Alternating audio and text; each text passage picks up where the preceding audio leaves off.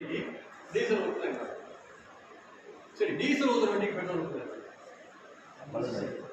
டீசலோட petrol நல்லா இருந்தால் விலை வச்சுக்காங்க. அப்போ என்ஜின் என்னவோ அதுக்கு தகுந்த ஃபியூயல் வந்து நீங்கள் கொடுக்கணும். இப்போ நம்முடைய உடல் வந்து என்ன என்ஜின் இருக்கு? சைவமே இல்லைங்க, ஃப்ரூட்ஸ். சைவம் அசைவங்கிறதெல்லாம் வந்து கருத்துக்கள் நம்ம பின்னாடி மனம் டெவலப் ஆகி அதெல்லாம் வந்ததுக்கு அப்புறம் தான் சைவம் அசைவத்துக்கே போயிட்டு. சைவத்திலேயே வந்து தானியங்கள் யாருக்கு? கிழங்கு யாருக்கு? அப்போ வந்து அப்படி நீங்க பார்க்கும் பொழுது என்ன ஆகுதுன்னா மேன் இஸ் எ ஃப்ரூட்டேரியன். அப்போ பழங்களை வந்து நம்ம சாப்பிடணும் அப்படின்னு சொன்னால் டாக்டர்கள்லாம் பழங்களை சாப்பிடாதேங்க.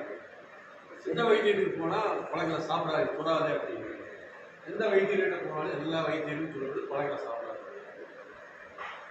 ஒரு பழங்களை சாப்பிட்டால் மட்டுமே ஆரோக்கியமாக இயங்கக்கூடிய இந்த எந்திரத்திற்கு பழங்களை கொடுத்தா முடியுங்கன்னா என்ன அதுதான். அப்போ ஃபியூயலை மாற்றிட்டீங்க. அப்படி மாற்றக்கூடாது.